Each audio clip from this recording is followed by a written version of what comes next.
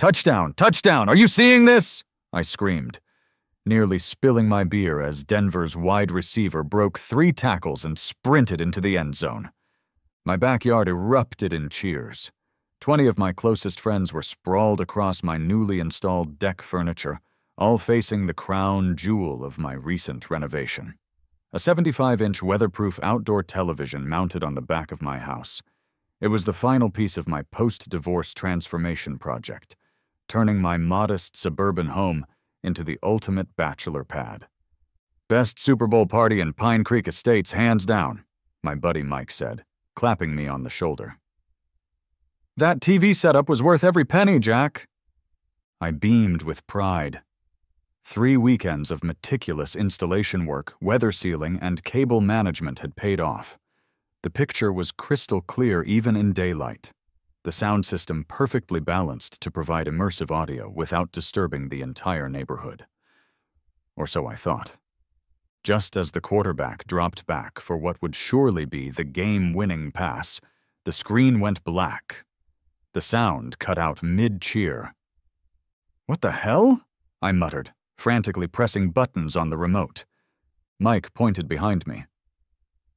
Jack? I think we have a situation." I turned to find my next-door neighbor, Karen Whitfield, standing by the side of my house with a pair of garden shears in one hand and what appeared to be my severed power cord in the other. Her immaculately highlighted bob didn't move an inch as she raised her chin in triumph, her other hand clutching a binder I immediately recognized as the Pine Creek Estates Homeowners Association Rule Book. "Your monstrosity violates Code 57.3, she announced, her voice carrying across my suddenly silent yard. "No exterior-mounted electronic visual displays exceeding 12 inches. She tapped the HOA badge pinned to her cardigan. "As board treasurer, it's my duty to enforce compliance." I stood there, mouth agape. "You cut my power cord? That's destruction of property." "I merely disconnected an unauthorized installation," she replied coolly. "You received 3 warnings via email, Mr. Thompson." "Those were real?" I sputtered. "I thought they were spam." Karen's thin smile didn't reach her eyes. "Perhaps next time you'll pay closer attention to official HOA communications." My party disintegrated quickly after that. It's hard to maintain Super Bowl enthusiasm when the host is having a public meltdown and there's no game to watch. Mike stayed behind to help clean up, watching me warily as I paced around my backyard, still seething. "She can't just do that," I said for the 20th time. "There has to be due process or something." Mike sighed, collecting empty beer cans. "You did sign the HOA agreement when you bought the place." "Yeah, but who actually reads those things?" I ran my hands through my hair in frustration. "The Johnsons have a projector they use on their back fence. How is that different?" "Temporary equipment," Mike explained.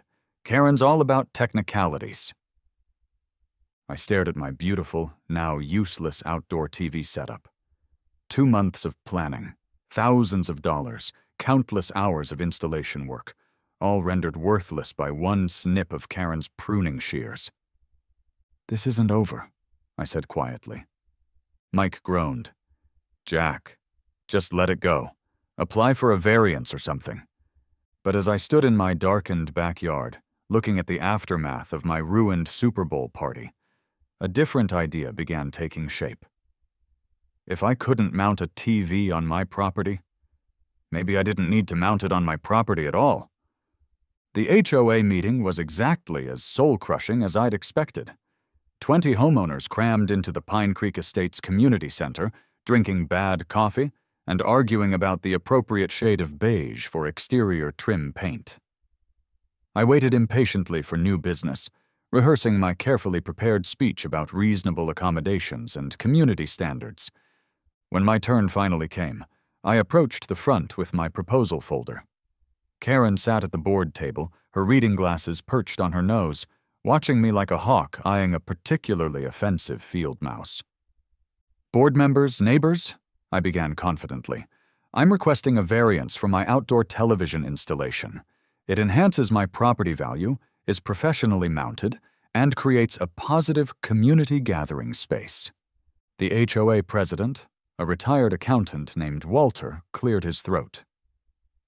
"Mr. Thompson, while we appreciate your enthusiasm for outdoor entertainment," he said with a glance toward Karen, "the rules are quite clear.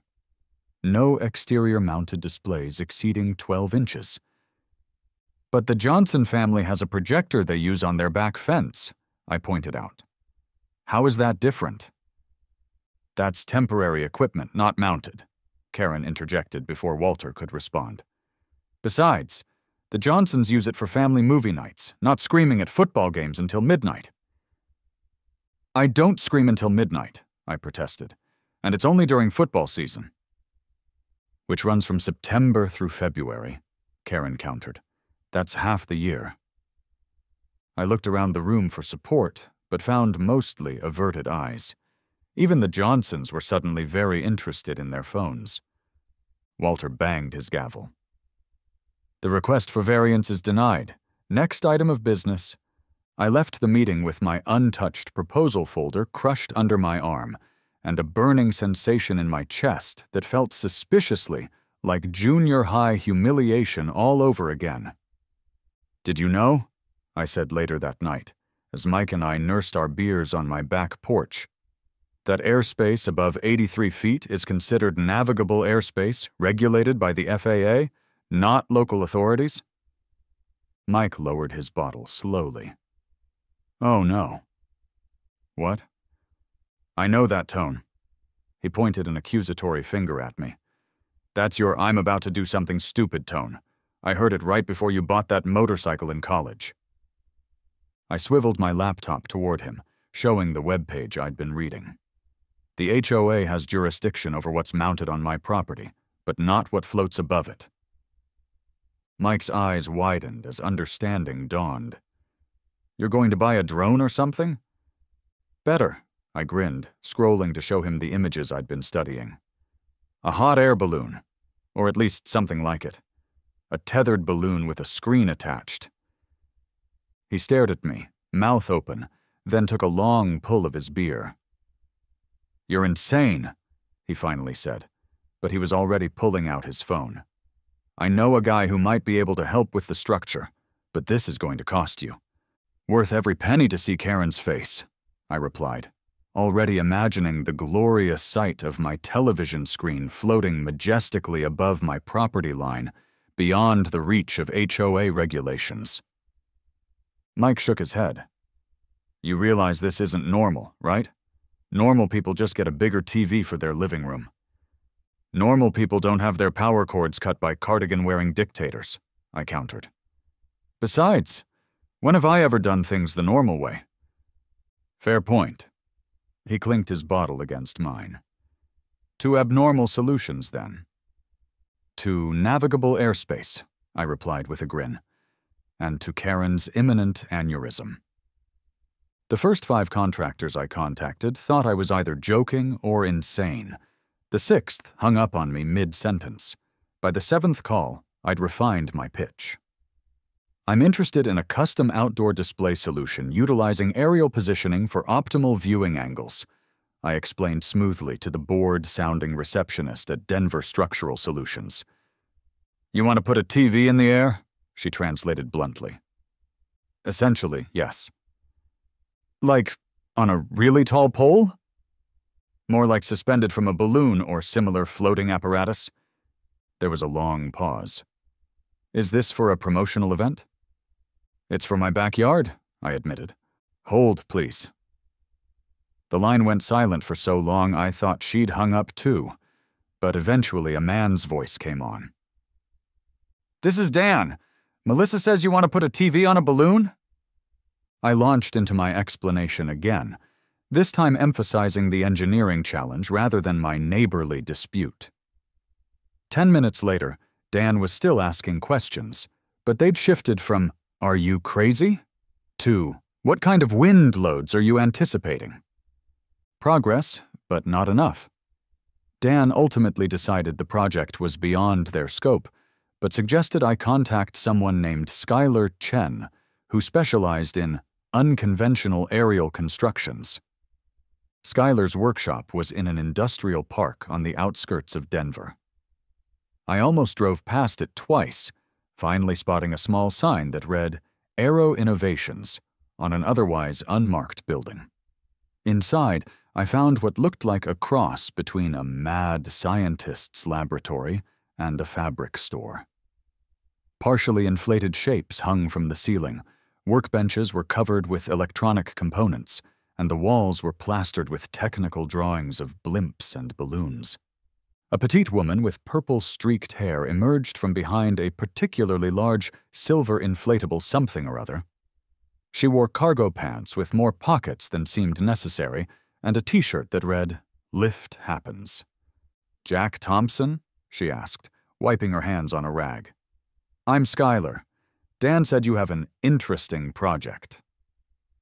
I shook her hand and launched into my now well-rehearsed explanation. Rather than looking skeptical, her eyes lit up with increasing interest.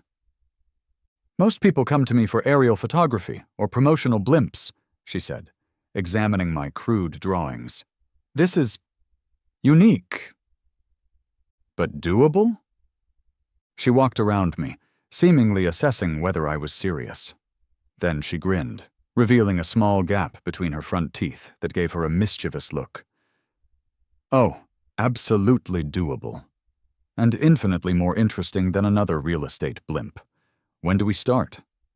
For the next hour, Skylar bombarded me with technical questions I couldn't answer and showed me prototypes of aerodynamic shapes I couldn't identify. She talked about wind shear, helium versus hot air, tether strength ratios, and weather resistance coatings. I nodded as if I understood any of it. "We'll need a custom envelope design," she declared, sketching rapidly on a digital tablet. "Something stable enough for your display panel, but light enough to achieve sufficient lift." "So it's possible?" I asked hopefully. She looked up from her sketch. "Possible? Yes, practical, absolutely not. Awesome, definitely." She pushed the tablet toward me, showing a rough design of what looked like a miniature blimp with a rectangular screen attached to its underside. "I'm thinking we start with a 15-foot diameter envelope with a stabilized 6-foot display mount." The price she quoted made me wince, but I'd come too far to back down now. Besides, I'd just received my annual bonus, and what better way to spend it than on the most elaborate revenge scheme in HOA history? "When can we start?" I asked. Skylar's grin widened. "I thought you'd never ask." The next weeks became a blur of technical discussions, material sourcing, and increasingly complex engineering problems. My garage transformed into a secondary workshop, filled with lightweight metals, specialized fabrics, and electronic components. Mike helped when he could, mostly providing manual labor and constant commentary on my deteriorating sanity. "You could have bought a vacation home for what this is costing," he observed one Saturday as we struggled to assemble a lightweight frame according to Skylar's specifications. "A vacation home wouldn't annoy Karen," I replied, tightening a bolt. "You're spending tens of thousands of dollars specifically to annoy someone who probably earns less than you do in a year." I paused, bolt in hand. "When you put it like that, I sound petty." "No, when I put it like that, you sound certifiable," Mike corrected. "But I'll admit, I'm kind of impressed by your commitment to the bit." Karen, meanwhile, had noticed the unusual activity. One evening, as I was unloading materials from my car, she materialized at the edge of my driveway like a suburban apparition. "Building a rocket ship?" she asked sarcastically, peering into my open garage where various components were spread out. "Just a little home improvement project," I said vaguely, trying to position myself to block her view. Her eyes narrowed suspiciously as she took in the specialized tools and materials. "Whatever it is, make sure it complies with Section 8 of the HOA Guidelines on Garage Storage Visibility." I'll be sure to consult the sacred texts, I replied with exaggerated politeness. And you'll need permits for any structural changes, she added, already turning to leave. Have a blessed day, I called after her with my best megachurch smile. Mike emerged from the garage once she was gone. You know she's going to lose her mind when she sees what we're building. That's the plan, I said, unloading the last of the material. That's the entire plan. Our first test inflation was a disaster. We'd moved operations to a small warehouse Skylar had rented for the occasion, away from prying neighborhood eyes. The balloon, or aerial display platform, as Skylar insisted on calling it, was supposed to rise majestically to the ceiling, demonstrating perfect balance and stability. Instead, it listed dramatically to one side, spinning slowly in place before a seam burst with a sound like a giant whoopee cushion, sending the partially inflated envelope flying around the room like a deflating party balloon. Minor calibration issue, Skylar said confidently, as we ducked to avoid being hit by the wildly flapping fabric. The second test was better, but revealed that our screen mount was too heavy, causing the balloon to tilt at a 45-degree angle. The third test saw our small prototype break free from its tether and get stuck in the warehouse rafters, where it remained for 2 hours until we could find a ladder tall enough to retrieve it.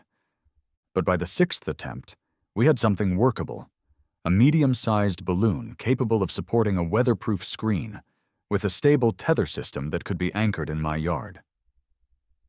It's beautiful, I whispered, as we admired our creation floating serenely in the warehouse. It's ridiculous, Mike corrected, standing beside me. But yeah, also kind of beautiful. Skylar approached, consulting a checklist on her tablet. We still need to work out the power supply and signal transmission, but the basic structure is sound. So when can we deploy it? I asked eagerly. Slow down, Captain Ahab, she said. We need to field test it, secure the proper permits, and conduct a full safety review. How long will that take? If we rush, 2 weeks.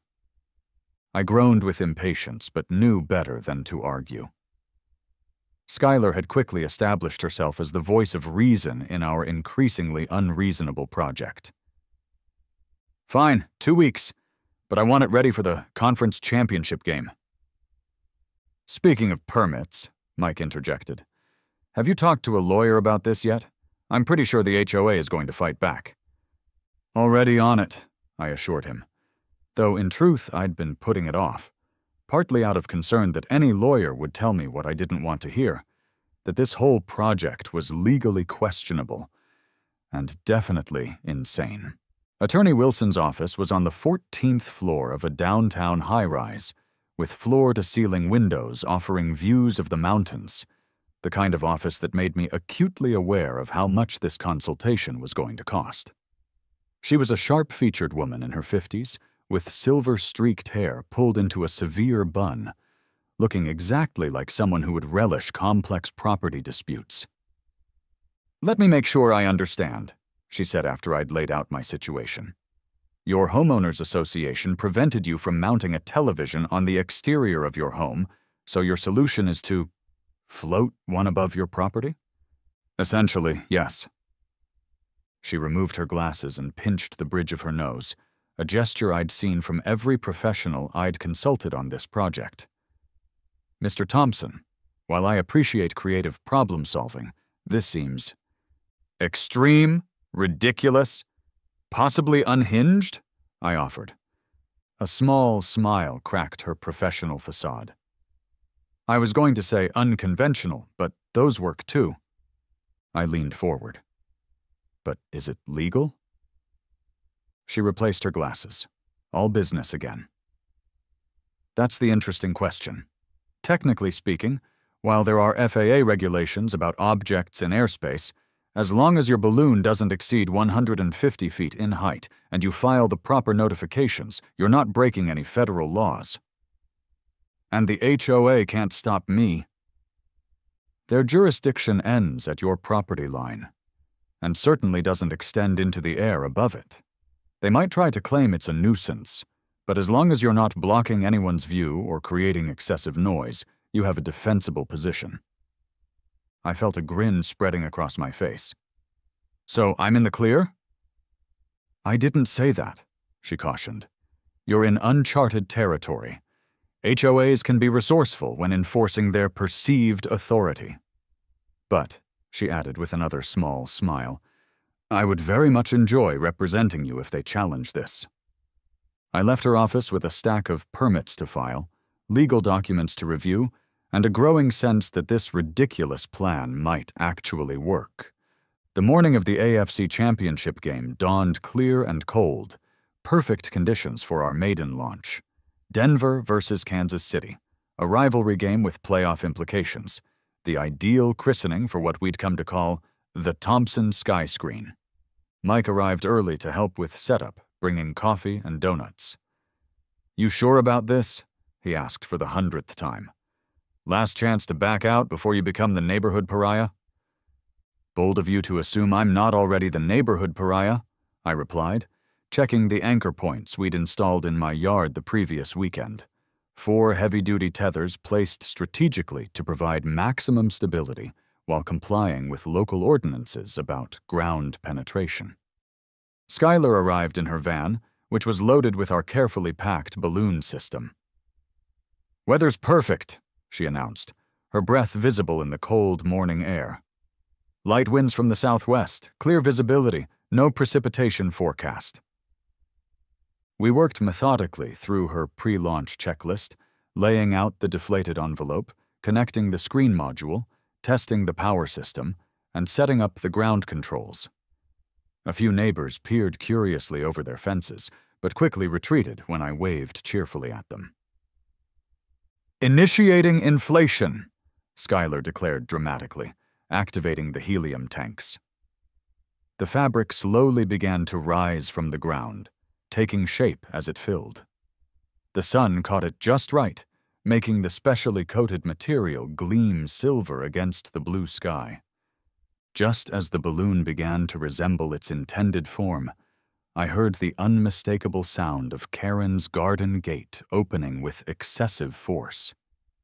She emerged from her yard like a final boss in a video game, wearing a puffy coat over her signature cardigan, HOA binder clutched in one hand. "What in God's name is that thing?" she demanded, marching across her yard to the property line. "Just a little party decoration," I said innocently, positioning myself between her and our operation. "That is not a decoration. That is... She sputtered, unable to categorize the monstrosity taking shape in my yard. "It's an aerial observation platform," Skylar offered helpfully, "for meteorological purposes." Karen's eyes narrowed. "It has a screen on it." "Multifunction display," I explained, struggling to keep a straight face. "For weather data." Karen wasn't buying it. She pulled out her phone and began taking pictures, muttering about bylaws and emergency meetings. Then she turned on her heel and marched back to her house, already dialing a number. "T-minus 20 minutes until HOA SWAT team arrival," Mike predicted. He wasn't far off. Within 15 minutes, 3 cars pulled up in front of Karen's house. Out stepped Walter from the HOA board, along with the secretary and another board member whose name I could never remember. Karen led them to the edge of my property, all of them gawking at the now fully inflated balloon, which hovered about 90 feet above my backyard, tethered securely by its 4 anchor lines. "This clearly violates the spirit of the regulations," Walter shouted up at me, his comb-over flapping in the breeze. I walked over to greet them, bringing my folder of documentation. "Good morning, board members. Beautiful day for some football, isn't it?" "Mr. Thompson," Walter said sternly, "whatever this contraption is, it was not approved by the Architectural Committee." "That's because it's not architecture," I replied smoothly, handing him copies of all my permits and legal documentation. "The balloon isn't mounted to my house or property. It's floating, and I have FAA clearance for temporary aerial displays up to 150 feet. The board members huddled together, flipping through my paperwork with increasing consternation. Karen looked like she might spontaneously combust. As they deliberated, I gave Skylar our prearranged signal. The screen flickered to life, displaying the pre-game show in glorious high definition, visible to not just my yard, but several surrounding blocks. The effect was immediate. Neighbors began to emerge from their houses, first a few, then more, drawn by the spectacle of a television screen floating in the sky. Some looked confused, others amused. A few of the men from down the street actually applauded. "This is outrageous," Karen hissed. "It's a clear circumvention of HOA policy." "Which specific policy?" I asked innocently. "I've reviewed the rulebook quite thoroughly, and there's nothing about airborne displays." It's implied," she spluttered. "We'll see about this," Walter said, pulling out his own phone. "The city will have something to say about this hazard." Right on cue, a police cruiser pulled up to the curb. Officer Dave Patterson stepped out, looking confused and slightly annoyed. I recognized him from his occasional patrols through the neighborhood and the time he'd warned me about my garbage cans being left out too long. Another Karen report, no doubt. "Afternoon, folks," he said, approaching our growing assembly. "I received a call about a floating television?" The sentence ended as a question, his eyes tracking upward to where my balloon was now displaying a beer commercial in vivid color. "Officer Patterson," Karen said triumphantly, "this structure is unauthorized and dangerous." "It's not a structure," I countered, stepping forward with my folder. "And I have all the required permits. Would you like to see them?" He reviewed them carefully, occasionally glancing up at the balloon with an expression that fluctuated between disbelief and reluctant admiration. "These appear to be in order," he finally said, "though I have to say, in 15 years on the force, this is a new one for me." "He's disturbing the peace," Karen interjected. "The volume is within city noise ordinances," I replied. "I measured it myself. Would you like to see the readings?" Officer Patterson looked between us, sighed deeply, and said, "Look, as far as I can tell, no laws are being broken. But," he added, looking directly at me, "if that thing breaks free or causes any damage, that's on you." "Understood, officer." As he walked back to his cruiser, I could have sworn I heard him mutter something that sounded like rich people problems under his breath. The HOA contingent retreated to Karen's yard for further consultation, but the momentum had clearly shifted. More neighbors were arriving, some bringing lawn chairs and coolers. The Johnson family set up a small tent. Someone from 2 streets over arrived with a tray of nachos. By kickoff, my backyard was hosting an impromptu block party. I'd set up speakers at a reasonable volume, the screen was performing flawlessly, and even a couple of HOA board members had discreetly joined the viewing from a distance. Only Karen remained openly hostile, watching from her porch with her arms crossed and phone at the ready, presumably documenting violations.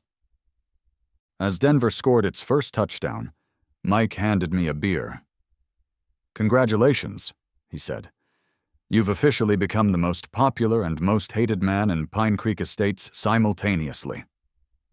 I clinked my bottle against his. "Worth every penny."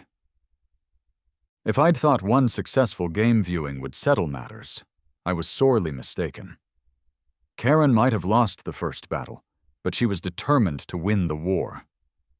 The following week brought a barrage of official HOA communications, a citation for improper yard waste disposal, 3 leaves that had blown onto my driveway. A noise complaint about my garage door opener, allegedly audible from her master bathroom. A warning about non-approved window treatments. The blinds in my guest room were apparently desert sand instead of the approved Sahara beige. When these failed to deter me, she escalated. I returned home from work one evening to find my front yard flooded. Karen's sprinkler system had malfunctioned, running for 8 hours straight and just happening to be aimed at my property. The next day, my garbage cans mysteriously disappeared, only to be found 3 blocks away. The day after that, I received notice that my car had been reported for being parked 3 inches too far from the curb. "She's going to keep coming," Mike warned as we prepared for our second balloon launch, 2 weeks after the first. "Karen doesn't give up easily." "Neither do I," I replied, checking weather conditions on Skylar's custom app. The second launch went smoothly, but halfway through the game, our signal began experiencing bizarre interference, breaking up the picture. "That's weird," Skylar muttered, checking her equipment. "It's like something's broadcasting on the same frequency." We traced the interference to a new security camera Karen had installed on her roof, one that just happened to be transmitting on a frequency that interfered with our video link. Skylar quickly reconfigured our system to use a different channel, but it was clear the battle lines were drawn. For the next game, we added battery backup after mysteriously losing power to the exterior outlets I'd been using. The game after that required additional stabilization when Karen's tree service chose game day to prune branches on her side of the property line, creating unusual wind patterns. Each challenge required new solutions. A meteorologist from the local university helped design a custom weather alert system. An audio specialist created directional speakers to prevent sound bleed. A drone operator joined our team to assist with maintenance without bringing the balloon down. A fabric expert reinforced the balloon material after small tears mysteriously appeared. With each game, our system grew more elaborate and, frankly, more expensive. But the neighborhood response made it worthwhile. What had started as a petty dispute had evolved into a community event. People brought food, set up chairs, and created a genuine game day atmosphere. Children made signs, families reconnected, and Pine Creek Estates developed an unlikely reputation for neighborhood solidarity. Even Officer Patterson became a regular visitor, ostensibly to monitor compliance, but increasingly to watch the games and sample the potluck offerings. "You know," he mentioned during one of his visits, "I get called to HOA disputes all over the city. Usually it's just people being petty, but you've somehow turned pettiness into something actually nice for the community." "That was definitely my plan all along," I lied, handing him a plate of wings. He laughed. "Sure it was. Just keep it under 150 feet, okay? FAA gets testy when I don't enforce that part." The neighborhood kids started selling homemade t-shirts with balloon silhouettes. Local news caught wind of the story, running a small segment about the highest TV in Denver. A nearby subdivision inquired about creating their own balloon viewing system. "This is getting out of hand," Mike told me as we watched the news segment about our dispute on my floating screen. "Yes, meta viewing." "It was always out of hand," I admitted. "That was kind of the point." But he was right. What had started as a simple act of malicious compliance had evolved into something much bigger, both literally and figuratively. The balloon system now featured a 20-foot diameter envelope with enhanced stabilization, an 8-foot weatherproof display with 4K resolution, a sophisticated weather monitoring system, multiple backup power sources, a professional sound setup, 4 camera angles, a dedicated control station, and still Karen persisted. When citations and accidents failed, she organized an anti-light pollution committee. When that gained no traction, she attempted to propose a new HOA regulation specifically prohibiting airborne displays, tethered or otherwise. When that was voted down, she went door to door with a petition about property values. "You have to admire her persistence," Skylar said one evening, as we spotted Karen photographing our tether points with a measuring tape for reference. She's got the same obsessive dedication you do. I am nothing like Karen, I protested. Skylar raised an eyebrow. You've spent nearly $30,000 and countless hours on an elaborate scheme just to prove her wrong. You're two sides of the same coin. I wanted to argue, but couldn't find the words. There was an uncomfortable truth in Skylar's assessment that I wasn't ready to acknowledge. As January rolled into February, excitement built toward the Super Bowl.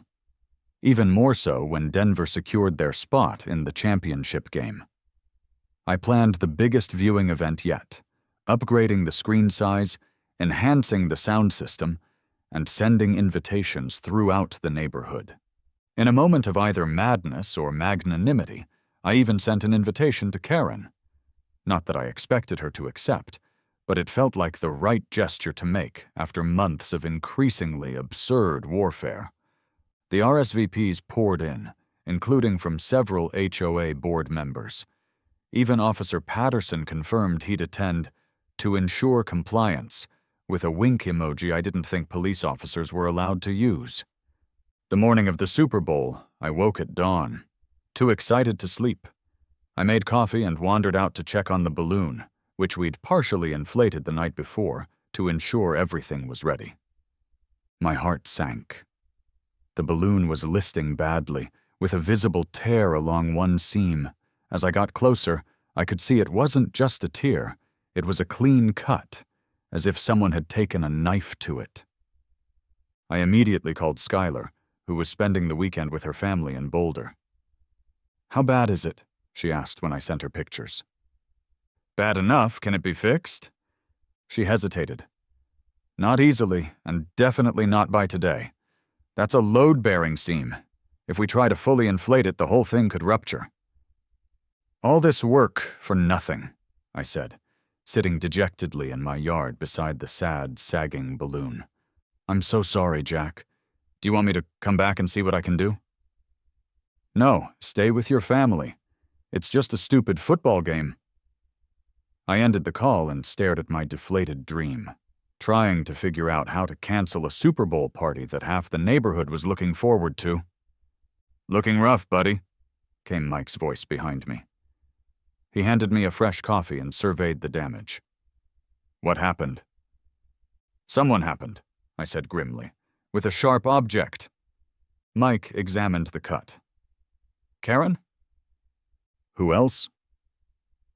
"That's crossing a line," he said, his usual joking tone absent. "Messing with permits is one thing. Property damage is another." "Doesn't really matter who did it," I sighed. "The Super Bowl's in 8 hours, and our screen is grounded." Mike was quiet for a moment, then pulled out his phone. "Not necessarily. I might know someone who can help." "Skylar's out of town."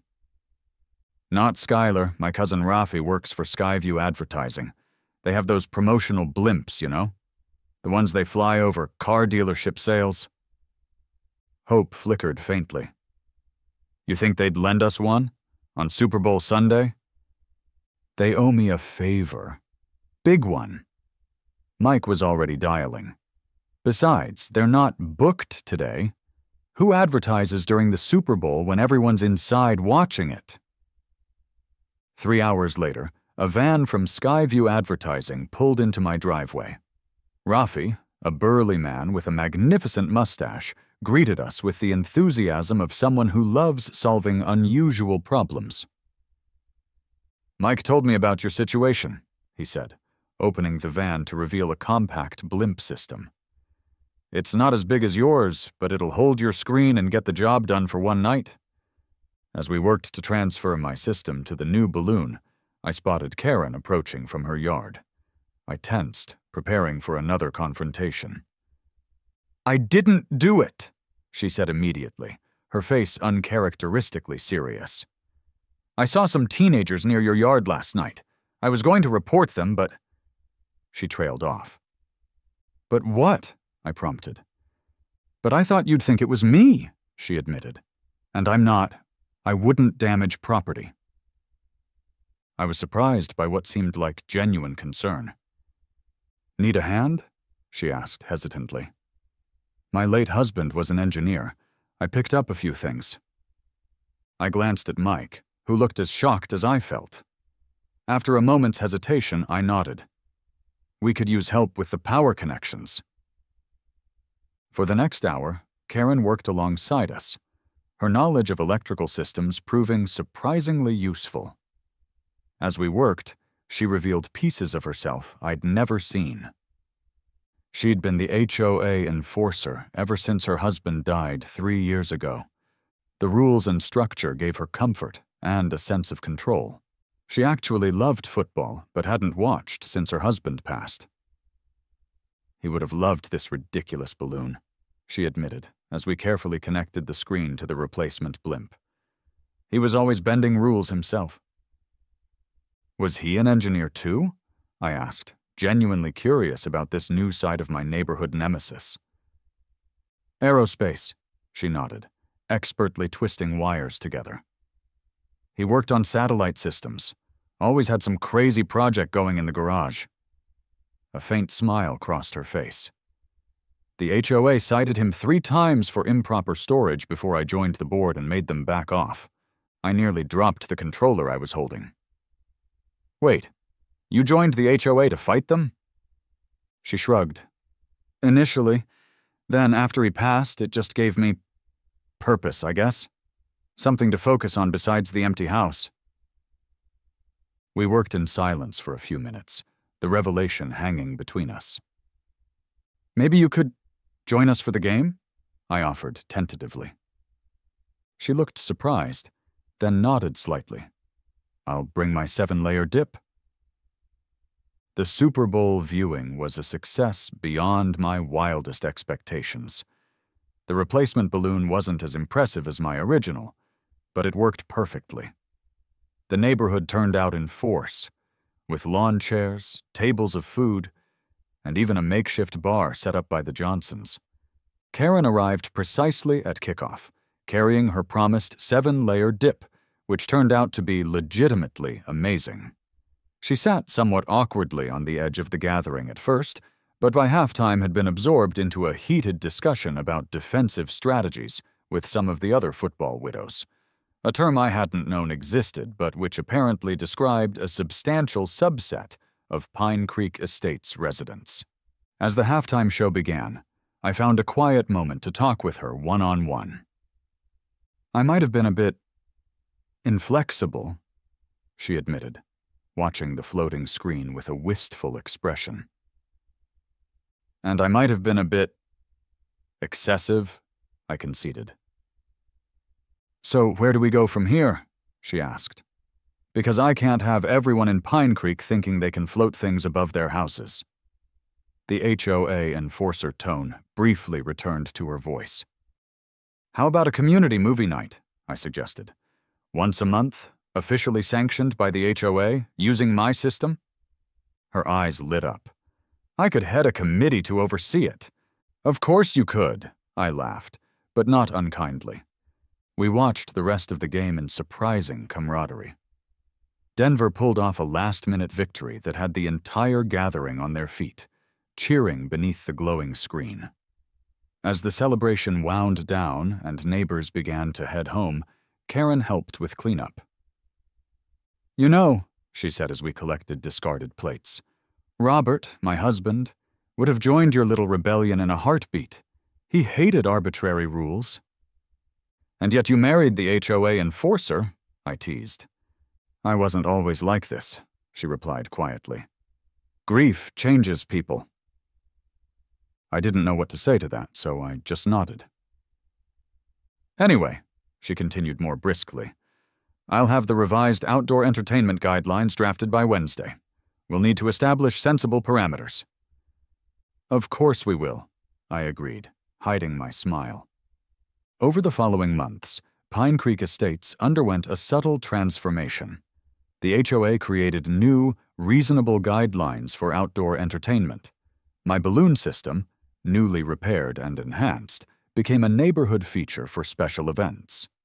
Karen channeled her organizational energy into community building rather than rule enforcement.